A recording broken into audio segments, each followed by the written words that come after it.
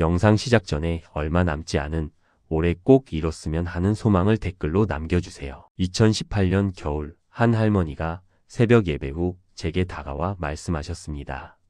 목사님, 저는 60년 동안 교회를 다녔는데 요즘 기도가 안 돼요. 성경을 읽어도 마음에 아무것도 들어오지 않아요. 그분의 눈에는 말할 수 없는 갈증이 있었습니다. 70대 중반의 권사님이셨는데 평생 신실하게 신앙생활을 해오셨던 분이었습니다. 그런데 몇 년 전부터 영적으로 메말라가기 시작하셨다고 하시더군요. 목사님, 제가 믿음을 잃은 건 아닌 것 같은데 왜 이럴까요? 그분의 질문이 제 마음을 깊이 울렸습니다. 사실 이런 고민은 그분만의 것이 아닙니다. 여러분도 그런 경험이 있으실 텐데요. 믿음 생활을 오래 해왔는데도 어느 순간부터 마음이 메말라지는 것 같을 때가 있지요. 기도해도 하늘이 막힌 것 같고 말씀을 읽어도 활짝 그대로만 보일 때가 있지요. 예배를 드려도 감동이 없고 찬양을 불러도 마음이 뜨겁지 않을 때가 있지요. 그럴 때 우리는 스스로를 자책하게 됩니다. 내 믿음이 부족한가? 내가 죄를 지었나? 하나님이 나를 버리신 건 아닐까? 이런 생각들이 밀려와서 더욱 마음이 무거워지곤 합니다. 하지만 분명히 말씀드립니다. 이런 경험은 믿음이 없어서가 아닙니다. 오히려 더 깊은 하나님과의 만남을 위한 과정일 수 있습니다. 그날 그 할머니께 저는 시편을 함께 읽어보자고 제안했습니다. 시편은 하나님의 사람들이 가장 절실했던 순간에 쏟아낸 기도들이기 때문입니다. 다윗도 아삽도 고라의 후손들도 모두 우리와 같은 연약한 인간이었습니다. 그들도 절망했고 의심했고 외로웠고 두려웠습니다.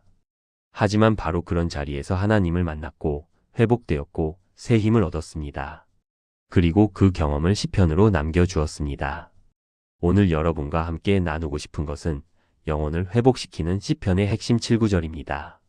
이 7구절은 제가 25년 목회하면서 가장 많은 분들에게 위로와 회복을 가져다 준 말씀들입니다. 영적으로 메마른 시간을 보내고 계신 분들께는 오아시스 같은 말씀이 될 것입니다. 상처받은 마음으로 힘들어하는 분들께는 치유의 약이 될 것입니다.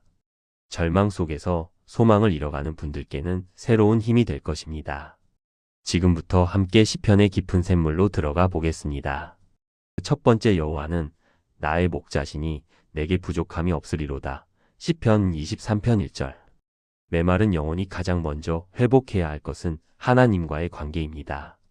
우리가 영적으로 메말라지는 이유 중 하나는 하나님을 잃어버렸기 때문입니다. 하나님이 계시지 않는 게 아니라 우리가 하나님을 보지 못하는 것입니다.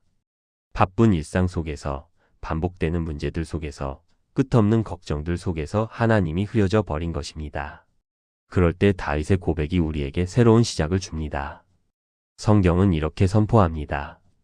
여호와는 나의 목자시니 내게 부족함이 없으리로다. 이 말씀이 우리에게 주는 의미는 무엇일까요? 먼저 목자라는 표현을 깊이 생각해 보세요. 목자는 양을 기르는 사람입니다.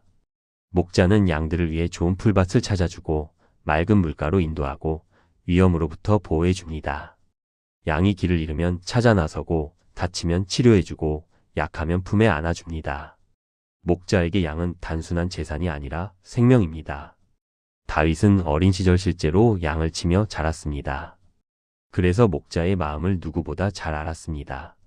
사나운 짐승들로부터 양들을 지키기 위해 생명을 걸고 싸웠던 경험도 있었습니다. 그런 다윗이 여호와는 나의 목자신이라고 고백한 것입니다. 이는 단순한 비유가 아니라 실제 경험에서 우러나온 확신의 고백입니다. 그런데 우리는 어떻습니까? 혹시 스스로가 목자가 되려고 애쓰고 있지는 않습니까? 내 인생을 내가 책임져야 한다고 생각하고 모든 문제를 내 힘으로 해결하려고 애쓰고 있지는 않습니까? 그럴 때 우리 영혼은 지치고 메말라갑니다. 양이 목자 없이 살 수 없듯이 우리도 하나님 없이는 살 수 없습니다. 내게 부족함이 없으리로다. 이 말씀은 물질적 풍요를 약속하는 것이 아닙니다. 하나님이 나의 목자가 되어주시면 영혼에게 필요한 모든 것이 공급된다는 의미입니다. 평안, 기쁨, 소망, 용기, 힘이 모든 것을 하나님께서 채워주신다는 약속입니다. 몇 년 전 한 젊은 사업가가 저를 찾아왔습니다. 30대 초반에 성공한 CEO였는데 겉으로는 모든 것을 가진 것 같았습니다. 하지만 그의 내면은 공허했습니다. 목사님, 저는 돈도 있고 명예도 있고 가족도 있는데 왜 이렇게 허전할까요?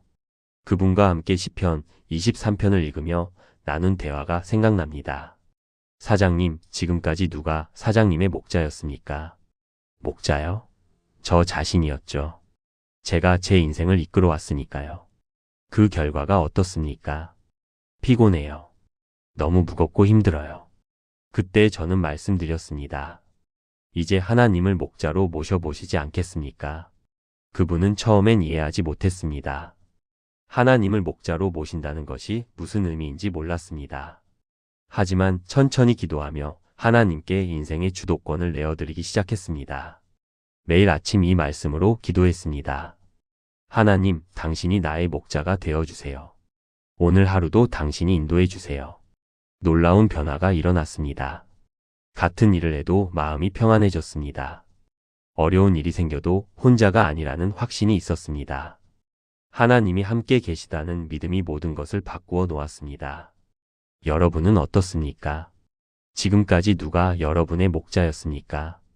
혹시 스스로 목자가 되느라 지치고 힘들지는 않으셨습니까? 오늘부터 하나님을 여러분의 목자로 모셔보세요. 매일 아침 이 말씀으로 하루를 시작해 보세요. 여호와는 나의 목자시니 내게 부족함이 없으리로다. 그러면 메마른 영혼의 첫 번째 생수가 흘러들기 시작할 것입니다. 두 번째, 하나님이여, 사슴이 시냇물을 찾기에 갈급함같이 내 영혼이 주를 찾기에 갈급하나이다. 시편 42편 1절. 영혼의 회복에서 두 번째로 중요한 것은 영적 갈망의 회복입니다. 메마른 영혼의 특징 중 하나는 갈망이 사라진다는 것입니다. 하나님을 향한 간절함이 없어지고 말씀에 대한 목마름이 사라집니다. 예배도 형식적으로 드리게 되고 기도도 습관적으로 하게 됩니다. 그럴 때 우리는 영적으로 죽어가는 것입니다. 시편 42편의 기자는 전혀 다른 모습을 보여줍니다. 성경은 이렇게 말씀하십니다. 하나님이여, 사슴이 시냇물을 찾기에 갈급함 같이 내 영혼이 주를 찾기에 갈급하나이다. 이 시편의 배경을 살펴보면 더욱 의미가 깊어집니다. 고라의 후손들이 쓴 이 시편은 성전에서 멀리 떨어진 곳에서 기록되었을 가능성이 큽니다. 아마도 바벨론 포로기나 어려운 상황으로 인해 예루살렘 성전에 갈 수 없었던 때일 것입니다. 그들은 하나님의 집에서 예배할 수 없는 상황이었습니다. 그런 상황에서 하나님을 향한 갈급함이 더욱 간절해진 것입니다. 사슴이 시냇물을 찾기에 갈급함 같이, 이 표현이 얼마나 생생한지 아십니까? 사슴은 목이 마를 때 물을 찾아 헤맵니다. 특별히 사냥꾼에게 쫓길 때나 갈증이 심할 때는 온 힘을 다해 물을 찾습니다. 물 없이는 살 수 없기 때문입니다. 시편 기자는 하나님을 향한 자신의 갈망을 이렇게 표현한 것입니다. 물 없이는 살 수 없는 사슴처럼 하나님 없이는 살 수 없다는 고백입니다. 그런데 우리는 어떻습니까? 언제부터인가 하나님을 향한 갈급함이 사라지지 않았습니까? 하나님이 계셔도 그만, 안 계셔도 그만인 것처럼 살아가고 있지는 않습니까? 신앙생활이 의무적이고 형식적으로 변해버리지 않았습니까? 그렇다면 그것이 바로 영혼이 메마른 증거입니다. 영적 갈망은 영혼의 건강한 신호입니다. 목마름이 있어야 물을 마시고 배고픔이 있어야 음식을 먹습니다. 마찬가지로 영적 갈급함이 있어야 하나님을 찾고 말씀을 사모하게 됩니다. 갈망이 없으면 영적으로 죽어가는 것입니다. 그러면 어떻게 하면 이런 영적 갈망을 회복할 수 있을까요? 먼저 하나님께서 우리에게 얼마나 좋으신 분인지를 기억해야 합니다. 시편 34편 8절은 말씀합니다. 여호와의 선하심을 맛보아 알지어다. 하나님의 선하심을 맛본 사람은 더 갈망하게 됩니다. 좋은 음식을 맛본 사람이 다시 찾게 되는 것과 같습니다. 또한 우리의 영적 상태를 정직하게 점검해야 합니다. 지금 내 마음이 메마른 것을 인정하고 하나님께 도움을 요청해야 합니다. 하나님, 제 마음에 다시 갈급함을 주세요 라고 기도해야 합니다. 몇 년 전 한 고등학생이 저를 찾아왔습니다. 크리스천 가정에서 자란 아이였는데 신앙에 대한 회의가 있었습니다. 목사님, 저는 어렸을 때부터 교회에 다녔는데 별로 재미가 없어요. 하나님이 정말 계신지도 모르겠고요. 그 아이의 솔직한 고백이었습니다. 저는 그 아이에게 말했습니다. 내가 그렇게 느끼는 것을 숨기지 말고 하나님께 정직하게 이야기해보렴. 그리고 시편 42편을 함께 읽으며 이렇게 기도하도록 했습니다. 하나님, 저는 지금 목마르지 않습니다. 하나님을 별로 찾고 싶지도 않습니다. 하지만 이런 제 마음을 바꾸어 주세요. 사슴이 시냇물을 찾듯이 하나님을 갈급하는 마음을 주세요. 놀랍게도 그 아이에게 변화가 일어났습니다. 정직한 기도를 시작하면서 하나님을 향한 마음이 살아나기 시작한 것입니다. 몇 달 후 그 아이는 저에게 말했습니다. 목사님, 요즘 정말 신기해요. 성경 읽는 것이 재미있고 기도하고 싶은 마음이 생겨요. 하나님께서 그 아이의 마음에 영적 갈급함을 회복시켜 주신 것입니다. 여러분은 어떻습니까? 지금 하나님을 향한 갈급함이 있으신가요? 만약 메말랐다면 정직하게 인정하고 하나님께 도움을 요청하세요. 그리고 이 말씀을 마음에 새기며 기도해 보세요. 하나님께서 여러분의 영혼에 다시 갈급함의 샘을 터뜨려 주실 것입니다. 세 번째, 하나님이여 내 속에 정결한 마음을 창조하시고 내 안에 정직한 영을 새롭게 하소서. 시편 51편 10절. 영혼을 회복하는 과정에서 빼놓을 수 없는 것이 바로 회개와 정결입니다. 우리 마음이 메마르는 이유 중 하나는 죄와 부정함이 쌓여가기 때문입니다. 작은 거짓말부터 시작해서 미움, 시기, 교만, 이기심 등이 마음을 더럽혀갑니다. 그러면 하나님과의 관계에 벽이 생기고 영적 감각이 둔해집니다. 기도에도 막힌 것 같고 말씀을 읽어도 은혜가 없는 이유가 여기에 있습니다. 다윗이 밧세바와 죄를 범한 후 쓴 시편 51편이 우리에게 큰 교훈을 줍니다. 성경은 이렇게 말씀하십니다. 하나님이여 내 속에 정결한 마음을 창조하시고 내 안에 정직한 영을 새롭게 하소서. 다윗은 이스라엘의 위대한 왕이었습니다. 하나님의 마음에 합한 사람이라고 불렸던 믿음의 사람이었습니다. 그런 다윗도 죄에 빠질 수 있었습니다. 그리고 그 죄로 인해 영적으로 메마른 시간을 보냈습니다. 하지만 다윗의 위대함은 죄를 짓지 않은 것이 아니라 죄를 회개할 줄 알았다는 것입니다. 나단 선지자의 책망을 받았을 때 변명하지 않고 즉시 회개했습니다. 내가 여호와께 죄를 범하였노라. 이것이 다윗의 위대한 고백이었습니다. 그리고 그는 단순히 잘못을 인정하는 것으로 끝나지 않았습니다. 근본적인 변화를 하나님께 요청했습니다. 내 속에 정결한 마음을 창조하시고, 여기서 창조하다는 히브리어 바라입니다. 이는 하나님만이 하실 수 있는 완전히 새로운 창조를 의미합니다. 다윗은 자신의 힘으로는 정결해질 수 없음을 알았습니다. 하나님의 창조적 능력이 필요하다는 것을 인정한 것입니다. 내 안에 정직한 영을 새롭게 하소서. 정직한 영이란 하나님 앞에서 숨김없는 투명한 마음을 의미합니다. 죄는 우리를 하나님 앞에서 숨게 만듭니다. 아담과 하와가 선악과를 먹은 후 하나님을 피해 숨은 것처럼 말입니다. 하지만 회개는 우리를 하나님 앞으로 나아가게 합니다. 정직하게 우리의 연약함과 실패를 고백하게 합니다. 이런 회개가 있을 때 영혼의 회복이 시작됩니다. 죄로 막혔던 하나님과의 관계가 회복됩니다. 더러워진 마음이 깨끗해지고 메마른 영혼의 단비가 내립니다. 회개는 단순히 잘못을 인정하는 것이 아닙니다. 하나님의 창조적 능력을 의지하여 새로워지는 것입니다. 몇 년 전 한 집사님이 저를 찾아와 눈물을 흘리며 말씀하셨습니다. 목사님, 저는 교회에서는 모범적인 신자로 살고 있지만 속마음은 너무 더러워요. 미운 마음, 시기하는 마음, 교만한 마음이 가득해요. 기도해도 하나님이 들어주시지 않는 것 같아요. 그분은 겉으로는 완벽해 보였습니다. 교회 봉사도 열심히 하고 헌금도 잘하고 말씀도 잘 아는 분이었습니다. 하지만 내면은 죄의식으로 가득했습니다. 그분과 함께 시편 51편을 읽으며 진정한 회개의 기도를 드렸습니다. 하나님, 저는 제 힘으로는 정결해질 수 없습니다. 하나님께서 제 마음을 새롭게 창조해 주세요. 정직한 영으로 새롭게 해주세요. 그분이 진심으로 회개하며 기도하는 모습이 정말 아름다웠습니다. 그리고 놀라운 변화가 일어났습니다. 마음에 있던 무거운 짐이 사라지고 하나님과의 관계가 회복되었습니다. 기도가 다시 살아나고 말씀이 다시 은혜로 다가왔습니다. 목사님, 이렇게 마음이 가벼울 수 있구나 싶어요. 하나님이 정말 살아계시는 것 같아요. 이것이 진정한 회개가 가져오는 회복입니다. 여러분은 어떻습니까? 혹시 마음에 쌓인 죄와 부정함이 하나님과의 관계를 막고 있지는 않습니까? 정직하게 돌아보시고 회개의 기도를 드려보세요. 하나님께서 여러분의 마음을 새롭게 창조하시고 정직한 영으로 새롭게 해주실 것입니다. 네 번째, 내가 산을 향하여 눈을 들리라. 나의 도움이 어디서 올까? 나의 도움이 천지를 지으신 여호와에게서로다. 시편 121편 1-2절. 영혼이 메마를 때 우리가 가장 필요로 하는 것 중 하나가 바로 도움입니다.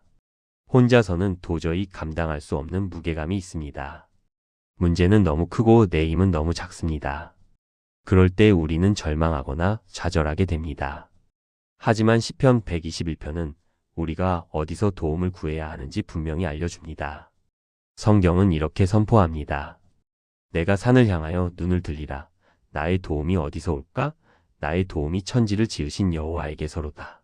이 시편은 성전에 올라가는 노래 중 하나입니다. 예루살렘 성전으로 순례를 떠나는 사람들이 부른 찬양입니다. 그들은 멀리서 시온산을 바라보며 이 노래를 불렀을 것입니다. 내가 산을 향하여 눈을 들리라. 여기서 산은 단순한 지형이 아니라 하나님이 계신 곳을 의미합니다. 시온산, 즉 예루살렘 성전이 있는 곳을 가리킵니다. 하지만 동시에 더 깊은 의미가 있습니다. 순례자들은 산을 보면서 질문을 던집니다. 나의 도움이 어디서 올까? 이는 수사의 문문입니다. 답을 모르고 묻는 것이 아니라 확신을 가지고 묻는 것입니다. 그리고 즉시 답합니다. 나의 도움이 천지를 지으신 여호와에게서로다. 천지를 지으신 하나님이라는 표현이 중요합니다. 우주와 세상의 모든 것을 창조하신 전능하신 하나님입니다. 그분이 바로 나를 도우시는 분이라는 고백입니다. 아무리 큰 문제라도 천지를 지으신 하나님께는 작은 일입니다. 아무리 복잡한 상황이라도 전능하신 하나님께서는 해결하실 수 있습니다. 그런데 우리는 어떻습니까? 문제가 생기면 어디서 도움을 구합니까? 돈에서 도움을 구하기도 하고 사람에서 도움을 구하기도 합니다. 지식이나 경험에서 답을 찾으려고 하기도 합니다. 물론 이런 것들도 하나님이 주신 선한 도구들입니다. 하지만 이것들이 우리의 궁극적인 도움이 될 수는 없습니다. 돈도 부족할 수 있고 사람도 실망시킬 수 있습니다. 지식과 경험도 한계가 있습니다. 오직 하나님만이 우리의 참된 도움이 되실 수 있습니다. 천지를 지으신 전능하신 하나님만이 어떤 상황에서도 우리를 도우실 수 있습니다. 몇 년 전 한 중년 남성이 저를 찾아왔습니다. 사업이 어려워져서 파산 위기에 처한 상황이었습니다. 20년간 키워온 회사가 망해가고 있었습니다. 목사님, 저는 이제 어떻게 해야 할지 모르겠어요. 모든 방법을 다 써봤는데 답이 없어요. 그분의 얼굴에는 절망이 가득했습니다. 저는 그분과 함께 시편 121편을 읽었습니다. 사장님, 지금까지 어디서 도움을 구하셨습니까? 은행에서 대출 받으려고 했고, 지인들에게 투자를 부탁했고, 전문가들에게 자문을 구했습니다. 그 결과가 어떻습니까? 다 막혔습니다. 그때 저는 이 말씀을 나누었습니다. 이제 천지를 지으신 하나님께 도움을 구해보시지 않겠습니까? 처음에 그분은 현실적이지 못한 이야기라고 생각하셨습니다. 하지만 다른 방법이 없었기에 하나님께 매달리기 시작했습니다. 매일 새벽마다 이 말씀으로 기도했습니다. 하나님, 나의 도움이 천지를 지으신 하나님께서 오는 줄 믿습니다. 이 상황을 하나님께 맡겨드립니다. 그리고 놀라운 일이 일어났습니다. 예상치 못했던 곳에서 도움의 손길이 나타났습니다. 외국 바이어가 갑자기 연락을 해왔고 새로운 사업 기회가 열렸습니다. 완전히 망할 뻔했던 회사가 다시 살아나기 시작했습니다. 목사님, 정말 하나님이 살아계시는구나 느꼈습니다. 사람의 도움이 끝나는 곳에서 하나님의 도움이 시작되는구나 싶었어요. 이것이 천지를 지으신 하나님의 능력입니다. 여러분은 지금 어떤 어려움을 겪고 계십니까? 어디서 도움을 구하고 계십니까? 사람의 도움이 한계에 다다랐다면 이제 하나님께 눈을 들어보세요. 천지를 지으신 전능하신 하나님께서 여러분의 도움이 되어 주실 것입니다. 5번째 저녁에는 울음이 있을지라도 아침에는 기쁨이 오리로다. 시편 30편 5절. 영혼이 메마를 때 우리가 잃어버리는 것 중 하나가 바로 소망입니다. 현재의 어둠이 영원히 계속될 것 같은 절망감에 빠집니다. 지금의 아픔이 끝나지 않을 것 같은 두려움에 사로잡힙니다. 하지만 하나님의 관점은 다릅니다. 현재의 어둠은 잠깐이고 기쁨의 아침이 반드시 온다는 것입니다. 다윗의 고백이 우리에게 새로운 시각을 제공해 줍니다. 성경은 이렇게 약속하십니다. 저녁에는 울음이 있을지라도 아침에는 기쁨이 오리로다. 이 시편의 제목을 보면 성전 봉헌식 노래라고 되어 있습니다. 다윗이 자신의 집을 봉헌하면서 부른 찬양입니다. 그런데 왜 봉헌식 같은 기쁜 날에 울음과 기쁨을 대조하여 노래했을까요? 그것은 다윗이 지나온 인생을 돌아보며 하나님의 신실하심을 경험했기 때문입니다. 다윗의 인생에는 정말 많은 어려움이 있었습니다. 사울에게 쫓겨 도망 다녔던 시절, 아들 압살롬의 반역, 각종 전쟁과 위기들. 그때마다 저녁에 울음이 있었습니다. 절망스럽고 답답한 밤들이 있었습니다. 하지만 하나님께서는 항상 아침에 기쁨을 주셨습니다. 위기에서 건져주시고 새로운 희망을 주셨습니다. 그 경험을 통해 다윗은 확신하게 되었습니다. 아무리 어려운 저녁이 와도 반드시 기쁨의 아침이 온다는 것을 말입니다. 저녁에는 울음이 있을지라도. 여기서 저녁은 어둠과 고통의 시간을 의미합니다. 우리 인생에도 이런 저녁이 있습니다. 질병, 실패, 상실, 배신, 외로움. 이런 것들이 우리의 마음을 어둡게 만듭니다. 울음 밖에 나오지 않는 그런 시간들 말입니다. 하지만 중요한 것은 있을지라도라는 표현입니다. 울음이 있기는 하지만 그것이 전부가 아니라는 뜻입니다. 일시적이고 한시적이라는 의미입니다. 아침에는 기쁨이 오리로다. 아침은 새로운 시작을 의미합니다. 어둠이 지나가고 빛이 오는 시간입니다. 하나님께서 새로운 은혜와 기쁨을 주시는 때입니다. 그리고 오리로다는 확실한 미래형입니다. 올 수도 있고 안 올 수도 있다는 불확실한 표현이 아닙니다. 반드시 온다는 확신의 표현입니다. 이것이 하나님의 약속입니다. 아무리 긴 어둠의 밤도 영원하지 않습니다. 반드시 새벽이 오고 아침이 옵니다. 몇 년 전 한 어머니가 저를 찾아왔습니다. 20대 아들이 교통사고로 세상을 떠난 후였습니다. 그분의 마음은 완전히 무너져 있었습니다. 목사님, 저는 이제 어떻게 살아야 할지 모르겠어요. 아들을 잃고 나니 아무 의미가 없어요. 그분에게는 정말 어둠의 저녁이었습니다. 울음 밖에 나오지 않는 절망의 시간이었습니다. 하지만 저는 이 말씀을 나누며 함께 기도했습니다. 사모님, 지금은 저녁의 울음의 시간입니다. 하지만 하나님께서 반드시 아침에 기쁨을 주실 것입니다. 처음에는 받아들이기 어려워하셨습니다. 어떻게 아들을 잃은 슬픔에서 기쁨이 올 수 있느냐는 것이었습니다. 하지만 천천히 하나님께 마음을 맡기기 시작했습니다. 그리고 시간이 지나면서 놀라운 변화가 일어났습니다. 슬픔이 완전히 사라진 것은 아니지만 그 슬픔 가운데서도 하나님의 위로를 경험하게 되었습니다. 아들을 잃은 아픔을 통해 같은 상처를 가진 사람들을 돕는 사역을 시작하게 되었습니다. 목사님, 정말 신기해요. 이런 아픔 속에서도 하나님께서 새로운 의미를 주시는구나 싶어요. 이것이 바로 아침의 기쁨입니다. 슬픔이 사라지는 것이 아니라 슬픔 가운데서도 하나님의 뜻을 발견하게 되는 것입니다. 여러분은 지금 저녁의 울음 가운데 계십니까? 절망과 좌절로 앞이 보이지 않으십니까? 포기하지 마세요. 이 말씀을 믿고 붙잡으세요. 하나님께서 반드시 여러분에게도 아침에 기쁨을 주실 것입니다. 6번째, 하나님이여 나를 살피사 내 마음을 아시며 나를 시험하사 내 뜻을 아옵소서. 시편 139편 23절. 영혼의 회복에서 중요한 것 중 하나는 자기인식입니다. 많은 경우 우리가 영적으로 메마르는 이유를 제대로 모릅니다. 겉으로 드러난 증상만 보고 근본 원인을 놓치는 경우가 많습니다. 하지만 하나님은 우리의 마음 깊은 곳까지 아십니다. 우리 자신도 모르는 우리의 내면을 정확히 보고 계십니다. 다윗의 기도가 우리에게 새로운 관점을 제시합니다. 성경은 이렇게 말씀하십니다. 하나님이여 나를 살피사 내 마음을 아시며 나를 시험하사 내 뜻을 아옵소서. 시편 139편은 하나님의 전지하심을 노래한 위대한 찬양입니다. 하나님께서 우리를 얼마나 완전히 아시는지를 고백한 시편입니다. 앞 부분에서 다윗은 이렇게 노래했습니다. 여호와여 주께서 나를 살피셨으므로 나를 아시나이다. 하나님은 우리의 모든 것을 아십니다.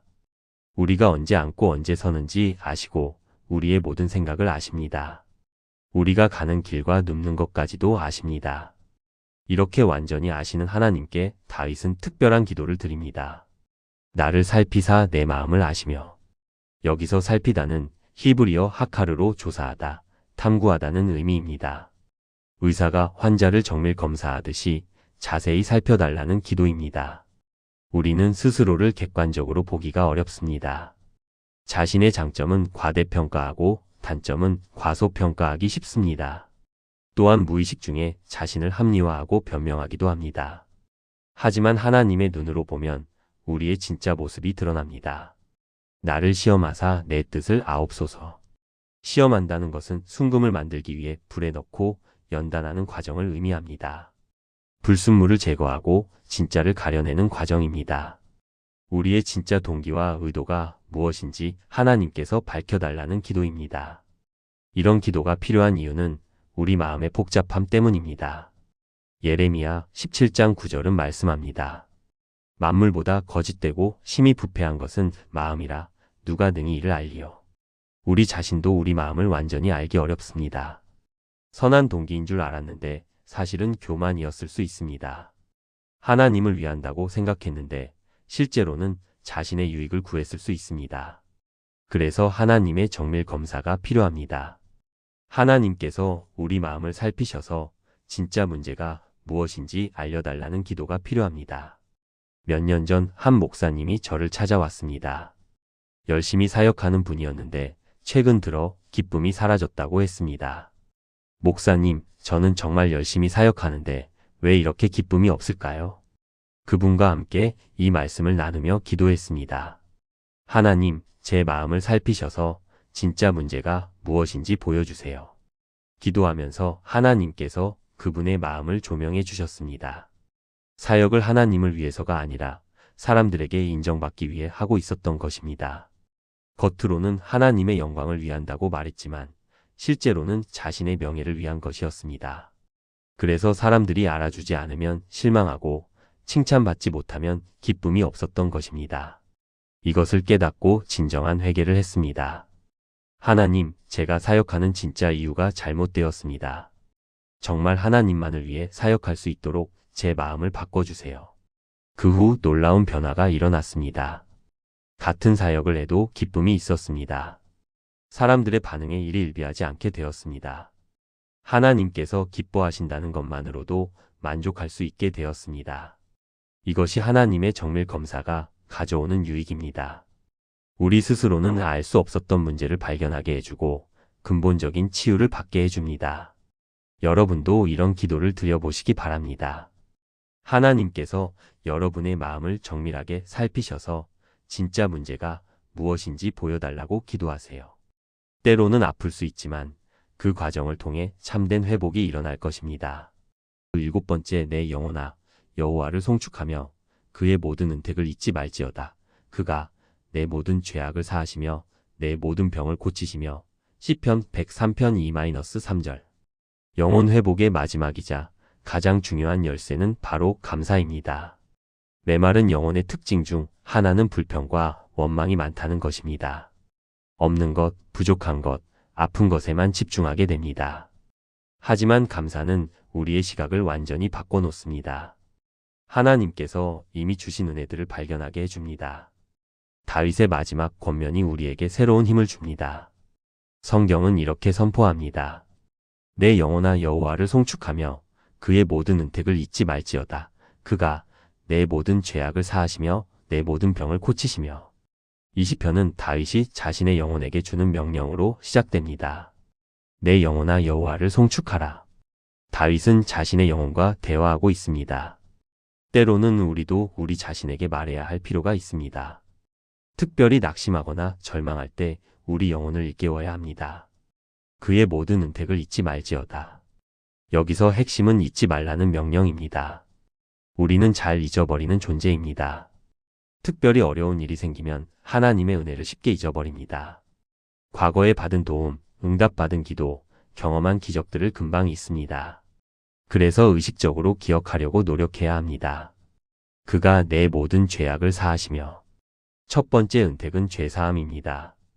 이것은 우리가 받을 수 있는 가장 큰 은혜입니다. 우리의 과거를 완전히 용서해 주시고 새로운 시작을 허락해 주시는 것입니다.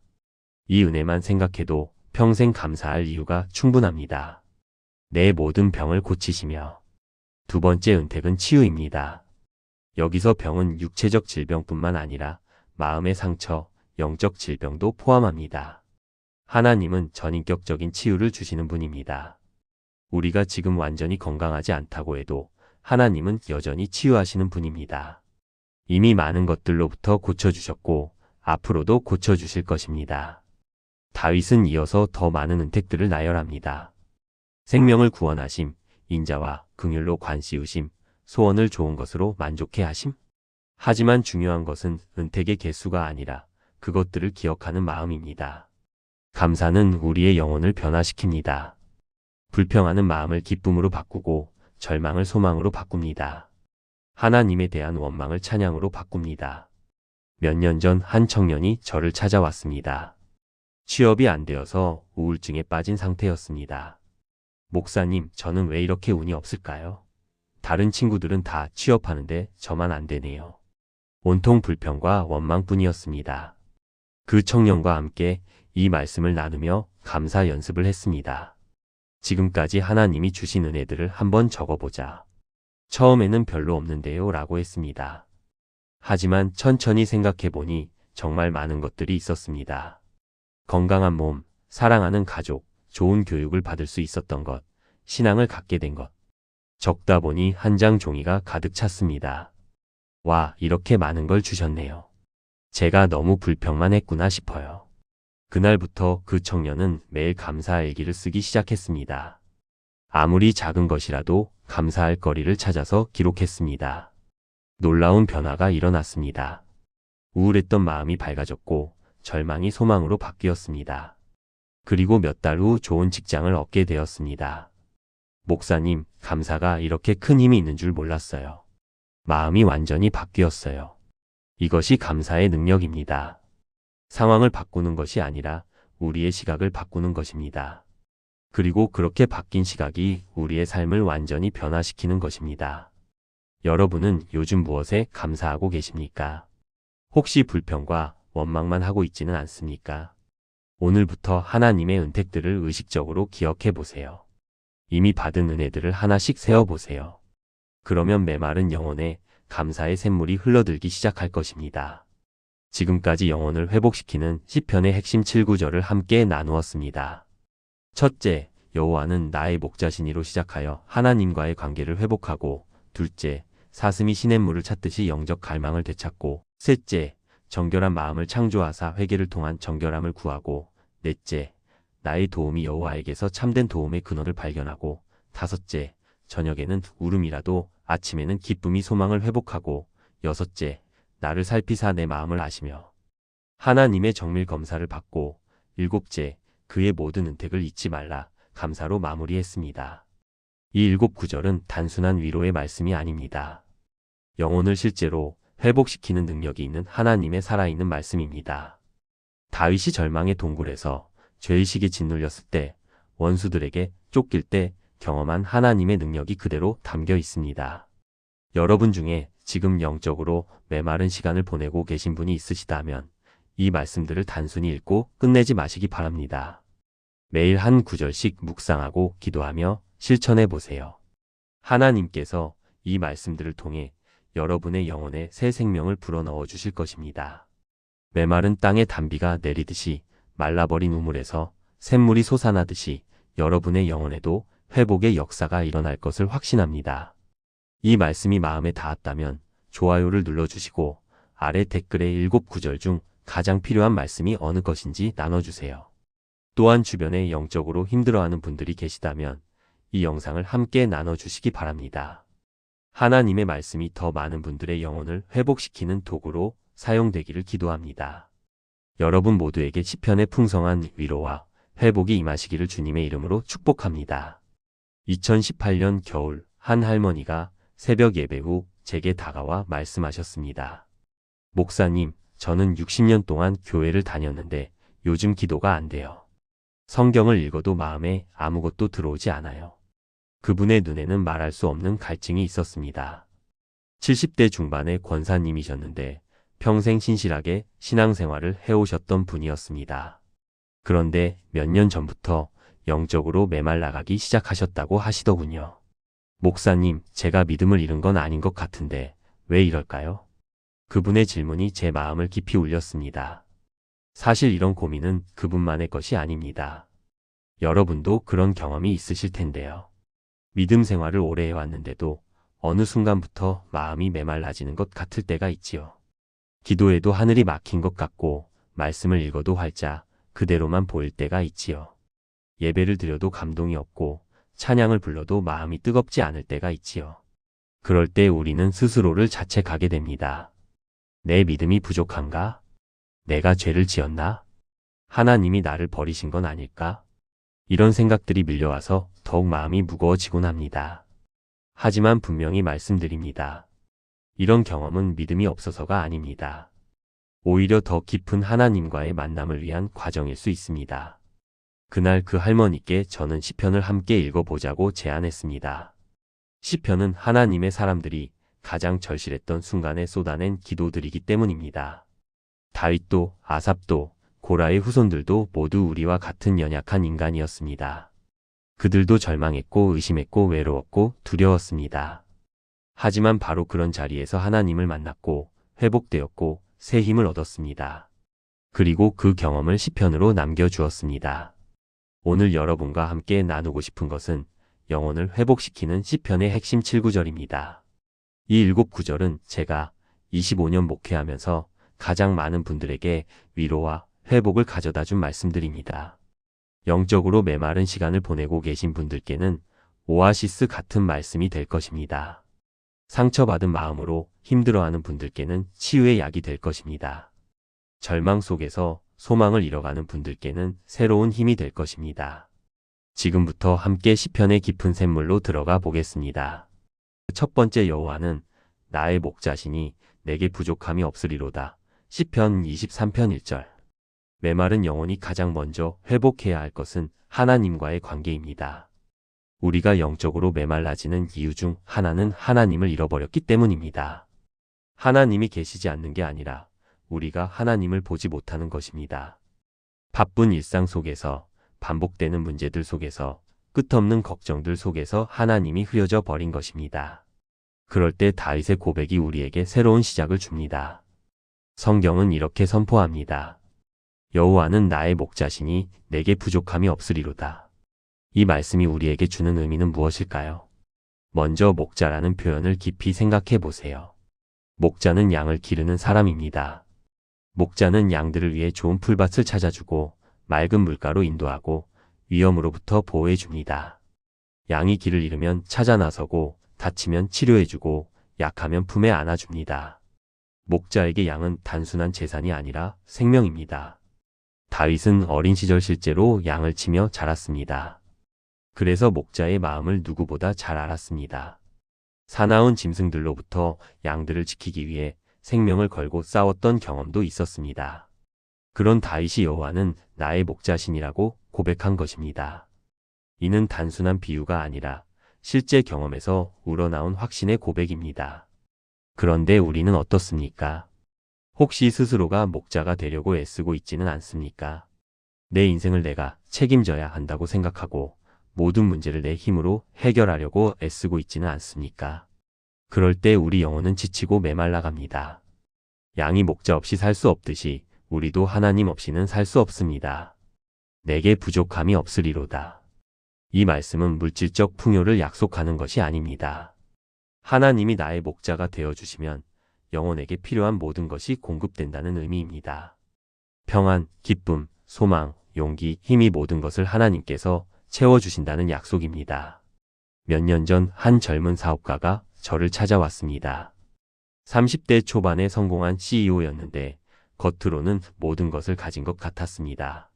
하지만 그의 내면은 공허했습니다.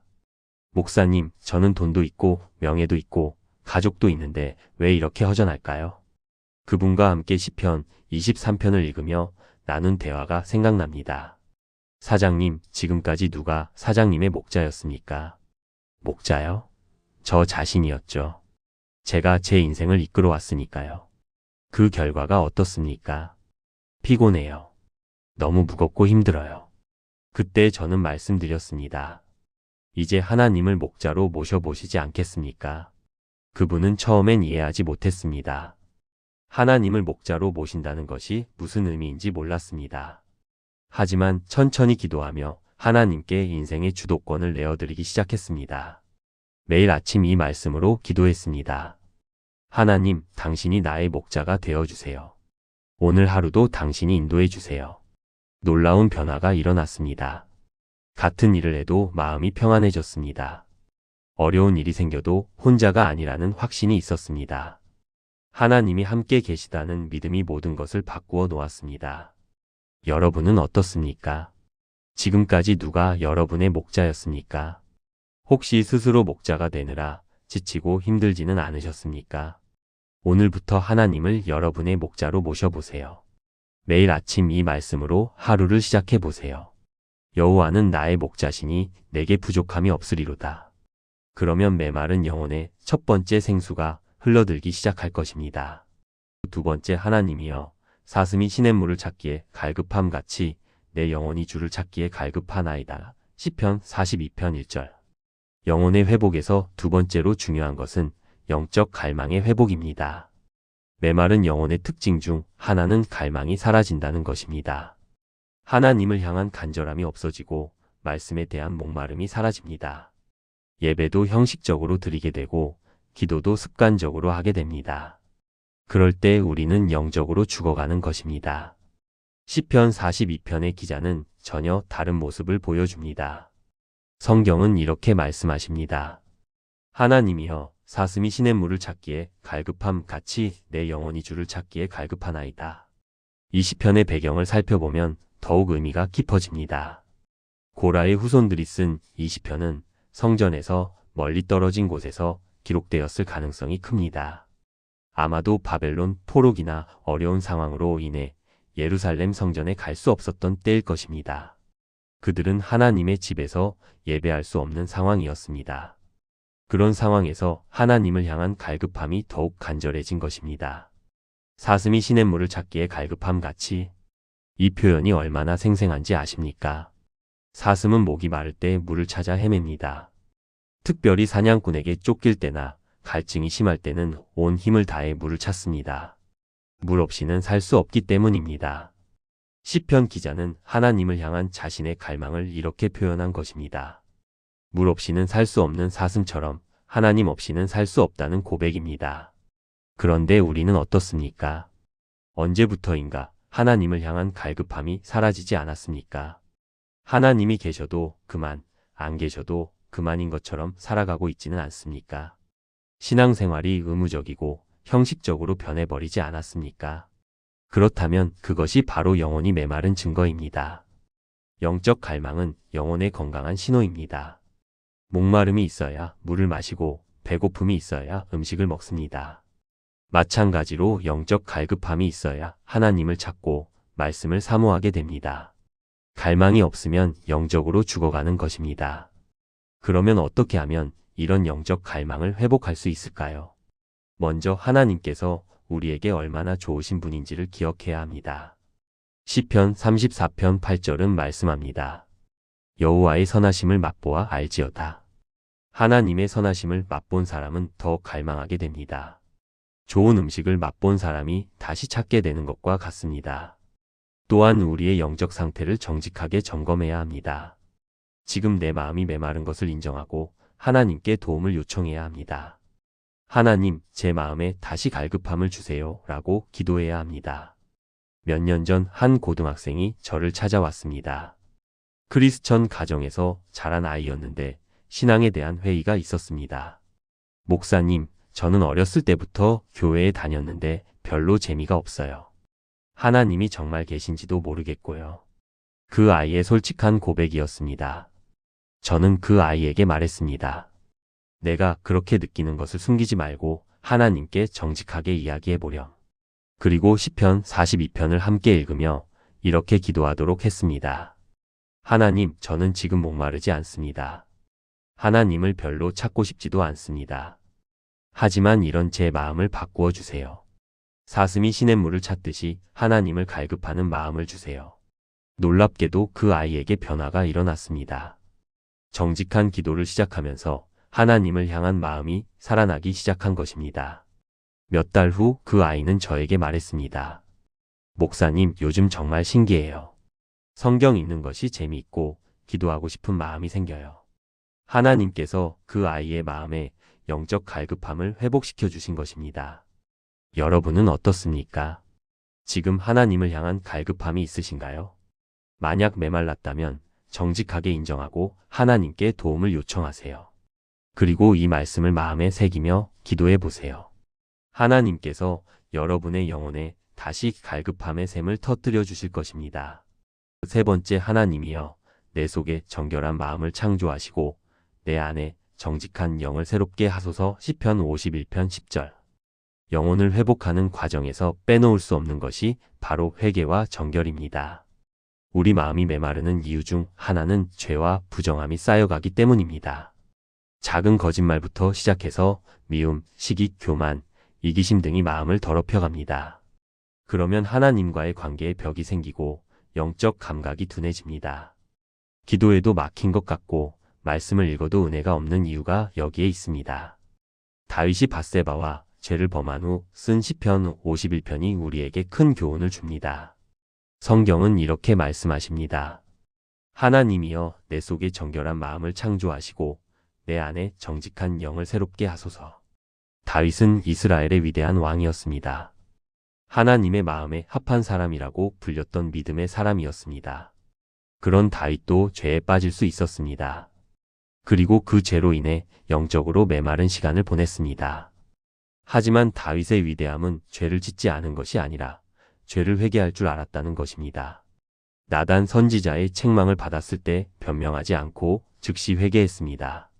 내가 여호와께 죄를 범하였노라. 이것이 다윗의 위대한 고백이었습니다. 그리고 그는 단순히 잘못을 인정하는 것으로 끝나지 않았습니다. 근본적인 변화를 하나님께 요청했습니다. 내 속에 정결한 마음을 창조하시고, 여기서 창조하다는 히브리어 바라입니다. 이는 하나님만이 하실 수 있는 완전히 새로운 창조를 의미합니다. 다윗은 자신의 힘으로는 정결해질 수 없음을 알았습니다. 하나님의 창조적 능력이 필요하다는 것을 인정한 것입니다. 내 안에 정직한 영을 새롭게 하소서. 정직한 영이란 하나님 앞에서 숨김없는 투명한 마음을 의미합니다. 죄는 우리를 하나님 앞에서 숨게 만듭니다. 아담과 하와가 선악과를 먹은 후 하나님을 피해 숨은 것처럼 말입니다. 하지만 회개는 우리를 하나님 앞으로 나아가게 합니다. 정직하게 우리의 연약함과 실패를 고백하게 합니다. 이런 회개가 있을 때 영혼의 회복이 시작됩니다. 죄로 막혔던 하나님과의 관계가 회복됩니다. 더러워진 마음이 깨끗해지고 메마른 영혼의 단비가 내립니다. 회개는 단순히 잘못을 인정하는 것이 아닙니다. 하나님의 창조적 능력을 의지하여 새로워지는 것입니다. 몇 년 전 한 집사님이 저를 찾아와 눈물을 흘리며 말씀하셨습니다. 목사님, 저는 교회에서는 모범적인 신자로 살고 있지만 속마음은 너무 더러워요. 미운 마음, 시기하는 마음, 교만한 마음이 가득해요. 기도에도 하나님이 들어주시지 않는 것 같아요. 그분은 겉으로는 완벽해 보였습니다. 교회 봉사도 열심히 하고 헌금도 잘하고 말씀도 잘 아는 분이었습니다. 하지만 내면은 죄의식으로 가득했습니다. 그분과 함께 시편 51편을 읽으며 진정한 회개의 기도를 드렸습니다. 하나님, 저는 제 힘으로는 정결해질 수 없습니다. 하나님께서 제 마음을 새롭게 창조해 주세요. 정직한 영으로 새롭게 해주세요. 그분이 진심으로 회개하며 기도하는 모습이 정말 아름다웠습니다. 그리고 놀라운 변화가 일어났습니다. 마음에 있던 무거운 짐이 사라지고 하나님과의 관계가 회복되었습니다. 기도가 다시 살아나고 말씀이 다시 은혜로 다가왔습니다. 목사님, 이렇게 마음이 가벼울 수 있구나 싶어요. 하나님이 정말 살아계시는 것 같아요. 이것이 진정한 회개가 가져오는 회복입니다. 여러분은 어떻습니까? 혹시 마음에 쌓인 죄와 부정함이 하나님과의 관계를 막고 있지는 않습니까? 정직하게 돌아보시고 회개의 기도를 드려보세요. 하나님께서 여러분의 마음을 새롭게 창조하시고 정직한 영으로 새롭게 해주실 것입니다. 네 번째, 내가 산을 향하여 눈을 들리라. 나의 도움이 어디서 올까? 나의 도움이 천지를 지으신 여호와에게서로다. 시편 121편 1-2절. 영혼이 메마를 때 우리가 가장 필요로 하는 것 중 하나가 바로 도움입니다. 혼자서는 도저히 감당할 수 없는 무게감이 있습니다. 문제는 너무 크고 내 힘은 너무 작습니다. 그럴 때 우리는 절망하거나 좌절하게 됩니다. 하지만 시편 121편은 우리가 어디서 도움을 구해야 하는지 분명히 알려줍니다. 성경은 이렇게 선포합니다. 내가 산을 향하여 눈을 들리라. 나의 도움이 어디서 올까? 나의 도움이 천지를 지으신 여호와에게서로다. 이 시편은 성전에 올라가는 노래 중 하나입니다. 예루살렘 성전으로 순례를 떠나는 사람들이 부른 찬양입니다. 그들은 멀리서 시온산을 바라보며 이 노래를 불렀을 것입니다. 내가 산을 향하여 눈을 들리라. 여기서 산은 단순한 지형이 아니라 하나님이 계신 곳을 의미합니다. 시온산, 즉 예루살렘 성전이 있는 곳을 가리킵니다. 하지만 동시에 더 깊은 의미가 있습니다. 순례자들은 산을 보면서 질문을 던집니다. 나의 도움이 어디서 올까? 이는 수사의 문문입니다. 답을 모르고 묻는 것이 아니라 확신을 가지고 묻는 것입니다. 그리고 즉시 답합니다. 나의 도움이 천지를 지으신 여호와에게서로다. 천지를 지으신 하나님이라는 표현이 중요합니다. 우주와 세상의 모든 것을 창조하신 전능하신 하나님입니다. 그분이 바로 나를 도우시는 분이라는 고백입니다. 아무리 큰 문제라도 천지를 지으신 하나님께는 작은 일입니다. 아무리 복잡한 상황이라도 전능하신 하나님께서는 해결하실 수 있습니다. 그런데 우리는 어떻습니까? 문제가 생기면 어디서 도움을 구합니까? 돈에서 도움을 구하기도 하고 사람에서 도움을 구하기도 합니다. 지식이나 경험에서 답을 찾으려고 하기도 합니다. 물론 이런 것들도 하나님이 주신 선한 도구들입니다. 하지만 이것들이 우리의 궁극적인 도움이 될 수는 없습니다. 돈도 부족할 수 있고 사람도 실망시킬 수 있습니다. 지식과 경험도 한계가 있습니다. 오직 하나님만이 우리의 참된 도움이 되실 수 있습니다. 천지를 지으신 전능하신 하나님만이 어떤 상황에서도 우리를 도우실 수 있습니다. 몇 년 전 한 중년 남성이 저를 찾아왔습니다. 사업이 어려워져서 파산 위기에 처한 상황이었습니다. 20년간 키워온 회사가 망해가고 있었습니다.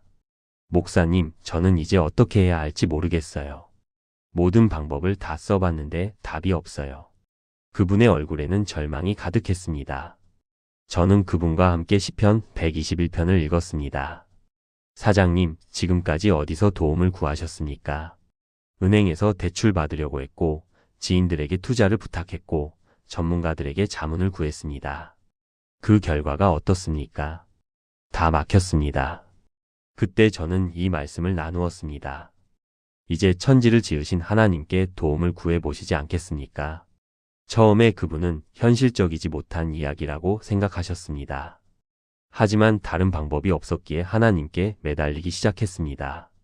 매일 새벽마다 이 말씀으로 기도했습니다.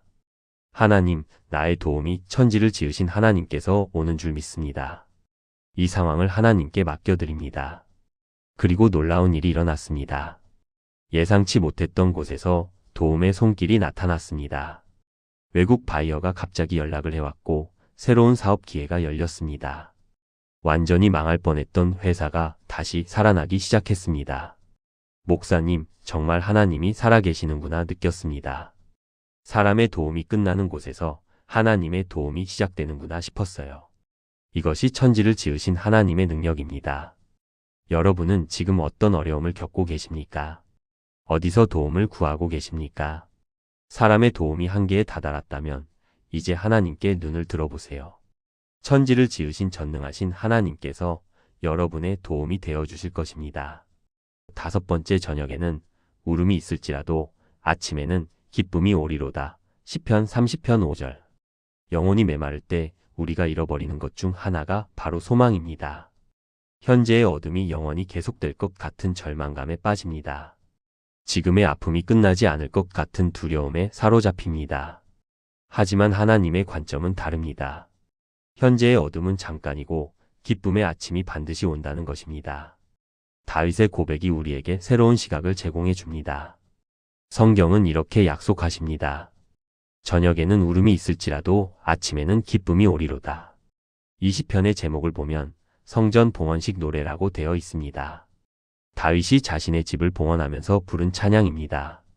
그런데 왜 봉헌식 같은 기쁜 날에 울음과 기쁨을 대조하여 노래했을까요? 그것은 다윗이 지나온 인생을 돌아보며 하나님의 신실하심을 경험했기 때문입니다. 다윗의 인생에는 정말 많은 어려움이 있었습니다. 사울에게 쫓겨 도망 다녔던 시절, 아들 압살롬의 반역, 각종 전쟁과 위기들. 그때마다 저녁에 울음이 있었습니다. 절망스럽고 답답한 밤들이 있었습니다. 하지만 하나님께서는 항상 아침에 기쁨을 주셨습니다. 위기에서 건져주시고 새로운 희망을 주셨습니다. 그 경험을 통해 다윗은 확신하게 되었습니다. 아무리 어려운 저녁이 와도 반드시 기쁨의 아침이 온다는 것을 말입니다. 저녁에는 울음이 있을지라도. 여기서 저녁은 어둠과 고통의 시간을 의미합니다. 우리 인생에도 이런 저녁이 있습니다. 질병, 실패, 상실, 배신, 외로움. 이런 것들이 우리의 마음을 어둡게 만듭니다. 울음 밖에 나오지 않는 그런 시간들 말입니다. 하지만 중요한 것은 있을지라도라는 표현입니다. 울음이 있기는 하지만 그것이 전부가 아니라는 뜻입니다. 일시적이고 한시적이라는 의미입니다. 아침에는 기쁨이 오리로다. 아침은 새로운 시작을 의미합니다. 어둠이 지나가고 빛이 오는 시간입니다. 하나님께서 새로운 은혜와 기쁨을 주시는 때입니다. 그리고 오리로다는 확실한 미래형입니다. 올 수도 있고 안 올 수도 있다는 불확실한 표현이 아닙니다. 반드시 온다는 확신의 표현입니다. 이것이 하나님의 약속입니다. 아무리 긴 어둠의 밤도 영원하지 않습니다. 반드시 새벽이 오고 아침이 옵니다. 몇 년 전 한 어머니가 저를 찾아왔습니다. 20대 아들이 교통사고로 세상을 떠난 후였습니다. 그분의 마음은 완전히 무너져 있었습니다. 목사님, 저는 이제 어떻게 살아야 할지 모르겠어요. 아들을 잃고 나니 아무 의미가 없어요. 그분에게는 정말 어둠의 저녁이었습니다. 울음 밖에 나오지 않는 절망의 시간이었습니다. 하지만 저는 이 말씀을 나누며 함께 기도했습니다. 사모님, 지금은 저녁의 울음의 시간입니다. 하지만 하나님께서 반드시 아침에 기쁨을 주실 것입니다. 처음에는 받아들이기 어려워하셨습니다. 어떻게 아들을 잃은 슬픔에서 기쁨이 올 수 있느냐는 것이었습니다. 하지만 천천히 하나님께 마음을 맡기기 시작했습니다. 그리고 시간이 지나면서 놀라운 변화가 일어났습니다. 슬픔이 완전히 사라진 것은 아니지만 그 슬픔 가운데서도 하나님의 위로를 경험하게 되었습니다. 아들을 잃은 아픔을 통해 같은 상처를 가진 사람들을 돕는 사역을 시작하게 되었습니다. 목사님, 정말 신기해요. 이런 아픔 속에서도 하나님께서 새로운 의미를 주시는구나 싶어요. 이것이 바로 아침의 기쁨입니다. 슬픔이 사라지는 것이 아니라 슬픔 가운데서도 하나님의 뜻을 발견하게 되는 것입니다. 여러분은 지금 저녁의 울음 가운데 계십니까? 절망과 좌절로 앞이 보이지 않으십니까? 포기하지 마세요. 이 말씀을 믿고 붙잡으세요. 하나님께서 반드시 여러분에게도 아침에 기쁨을 주실 것입니다. 여섯 번째, 하나님이여 나를 살피사 내 마음을 아시며 나를 시험하사 내 뜻을 아옵소서. 시편 139편 23절. 영혼의 회복에서 중요한 것 중 하나는 자기인식입니다. 많은 경우 우리가 영적으로 메마르는 이유를 제대로 모릅니다. 겉으로 드러난 증상만 보고 근본 원인을 놓치는 경우가 많습니다. 하지만 하나님은 우리의 마음 깊은 곳까지 아십니다. 우리 자신도 모르는 우리의 내면을 정확히 보고 계십니다. 다윗의 기도가 우리에게 새로운 관점을 제시합니다. 성경은 이렇게 말씀하십니다. 하나님이여 나를 살피사 내 마음을 아시며 나를 시험하사 내 뜻을 아옵소서. 시편 139편은 하나님의 전지하심을 노래한 위대한 찬양입니다. 하나님께서 우리를 얼마나 완전히 아시는지를 고백한 시편입니다. 앞 부분에서 다윗은 이렇게 노래했습니다. 여호와여 주께서 나를 살피셨으므로 나를 아시나이다.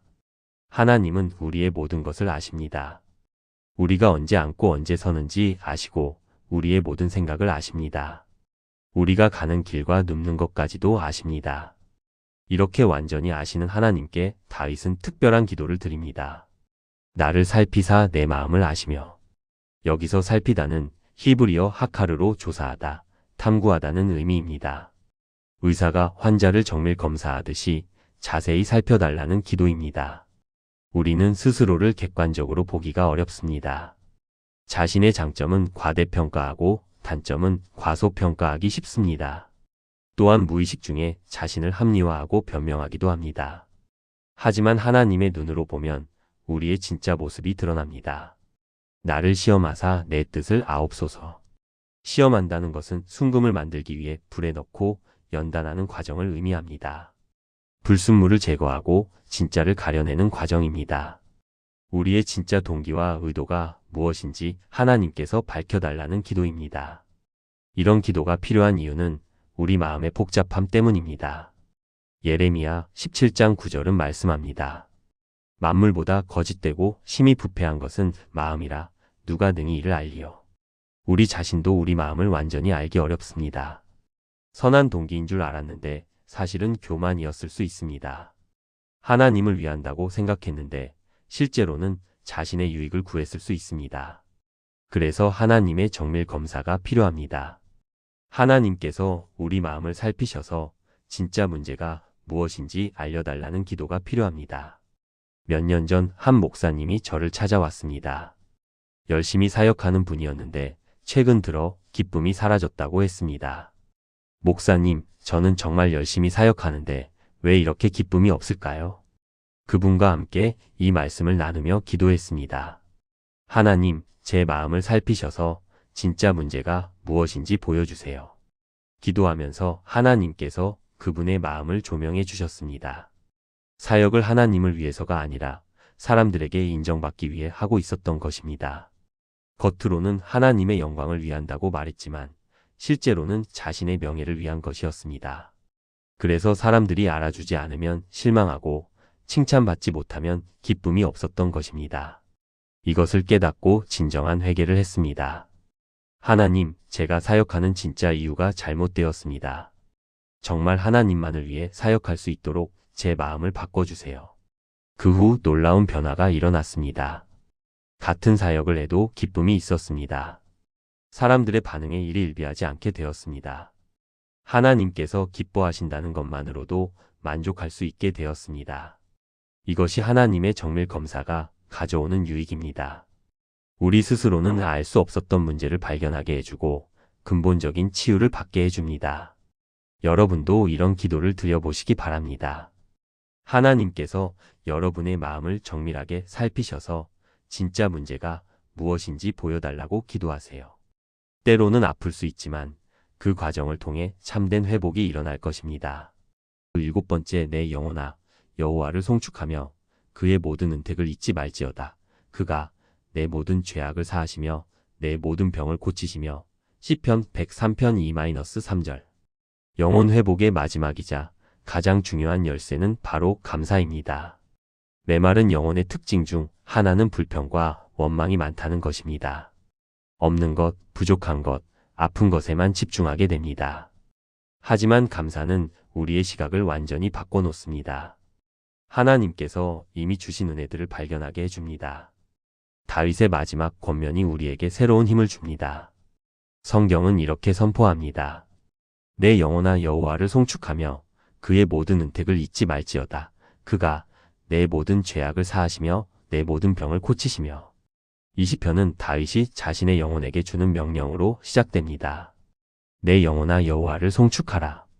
다윗은 자신의 영혼과 대화하고 있습니다. 때로는 우리도 우리 자신에게 말해야 할 필요가 있습니다. 특별히 낙심하거나 절망할 때 우리 영혼을 일깨워야 합니다.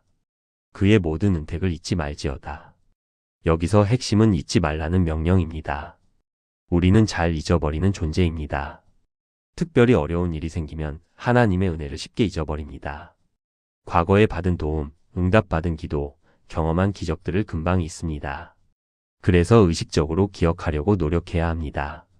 그가 내 모든 죄악을 사하시며. 첫 번째 은택은 죄사함입니다. 이것은 우리가 받을 수 있는 가장 큰 은혜입니다. 우리의 과거를 완전히 용서해 주시고 새로운 시작을 허락해 주시는 것입니다. 이 은혜만 생각해도 평생 감사할 이유가 충분합니다. 내 모든 병을 고치시며. 두 번째 은택은 치유입니다. 여기서 병은 육체적 질병뿐만 아니라 마음의 상처, 영적 질병도 포함합니다. 하나님은 전인격적인 치유를 주시는 분입니다. 우리가 지금 완전히 건강하지 않다고 해도 하나님은 여전히 치유하시는 분입니다. 이미 많은 것들로부터 고쳐주셨고 앞으로도 고쳐주실 것입니다. 다윗은 이어서 더 많은 은택들을 나열합니다. 생명을 구원하심, 인자와 긍휼로 관씌우심, 소원을 좋은 것으로 만족해 하심. 하지만 중요한 것은 은택의 개수가 아니라 그것들을 기억하는 마음입니다. 감사는 우리의 영혼을 변화시킵니다. 불평하는 마음을 기쁨으로 바꾸고 절망을 소망으로 바꿉니다. 하나님에 대한 원망을 찬양으로 바꿉니다. 몇 년 전 한 청년이 저를 찾아왔습니다. 취업이 안 되어서 우울증에 빠진 상태였습니다. 목사님, 저는 왜 이렇게 운이 없을까요? 다른 친구들은 다 취업하는데 저만 안 되네요. 온통 불평과 원망뿐이었습니다. 그 청년과 함께 이 말씀을 나누며 감사 연습을 했습니다. 지금까지 하나님이 주신 은혜들을 한번 적어보자. 처음에는 별로 없는데요 라고 했습니다. 하지만 천천히 생각해보니 정말 많은 것들이 있었습니다. 건강한 몸, 사랑하는 가족, 좋은 교육을 받을 수 있었던 것, 신앙을 갖게 된 것. 적다 보니 한 장 종이가 가득 찼습니다. 와, 이렇게 많은 걸 주셨네요. 제가 너무 불평만 했구나 싶어요. 그날부터 그 청년은 매일 감사 일기를 쓰기 시작했습니다. 아무리 작은 것이라도 감사할 거리를 찾아서 기록했습니다. 놀라운 변화가 일어났습니다. 우울했던 마음이 밝아졌고 절망이 소망으로 바뀌었습니다. 그리고 몇 달 후 좋은 직장을 얻게 되었습니다. 목사님, 감사가 이렇게 큰 힘이 있는 줄 몰랐어요. 마음이 완전히 바뀌었어요. 이것이 감사의 능력입니다. 상황을 바꾸는 것이 아니라 우리의 시각을 바꾸는 것입니다. 그리고 그렇게 바뀐 시각이 우리의 삶을 완전히 변화시키는 것입니다. 여러분은 요즘 무엇에 감사하고 계십니까? 혹시 불평과 원망만 하고 있지는 않습니까? 오늘부터 하나님의 은택들을 의식적으로 기억해 보세요. 이미 받은 은혜들을 하나씩 세어보세요. 그러면 메마른 영혼에 감사의 샘물이 흘러들기 시작할 것입니다. 지금까지 영혼을 회복시키는 시편의 핵심 7구절을 함께 나누었습니다. 첫째, 여호와는 나의 목자시니로 시작하여 하나님과의 관계를 회복하고, 둘째, 사슴이 시냇물을 찾듯이 영적 갈망을 되찾고, 셋째, 정결한 마음을 창조하사 회개를 통한 정결함을 구하고, 넷째, 나의 도움이 여호와에게서 참된 도움의 근원을 발견하고, 다섯째, 저녁에는 울음이라도 아침에는 기쁨이 소망을 회복하고, 여섯째, 나를 살피사 내 마음을 아시며 하나님의 정밀 검사를 받고, 일곱째, 그의 모든 은택을 잊지 말라 감사로 마무리했습니다. 이 7구절은 단순한 위로의 말씀이 아닙니다. 영혼을 실제로 회복시키는 능력이 있는 하나님의 살아있는 말씀입니다. 다윗이 절망의 동굴에서 죄의식에 짓눌렸을 때, 원수들에게 쫓길 때 경험한 하나님의 능력이 그대로 담겨 있습니다. 여러분 중에 지금 영적으로 메마른 시간을 보내고 계신 분이 있으시다면 이 말씀들을 단순히 읽고 끝내지 마시기 바랍니다. 매일 한 구절씩 묵상하고 기도하며 실천해 보세요. 하나님께서 이 말씀들을 통해 여러분의 영혼에 새 생명을 불어넣어 주실 것입니다. 메마른 땅에 단비가 내리듯이 말라버린 우물에서 샘물이 솟아나듯이 여러분의 영혼에도 회복의 역사가 일어날 것을 확신합니다. 이 말씀이 마음에 닿았다면 좋아요를 눌러주시고 아래 댓글에 7구절 중 가장 필요한 말씀이 어느 것인지 나눠주세요. 또한 주변에 영적으로 힘들어하는 분들이 계시다면 이 영상을 함께 나눠주시기 바랍니다. 하나님의 말씀이 더 많은 분들의 영혼을 회복시키는 도구로 사용되기를 기도합니다. 여러분 모두에게 시편의 풍성한 위로와 회복이 임하시기를 주님의 이름으로 축복합니다.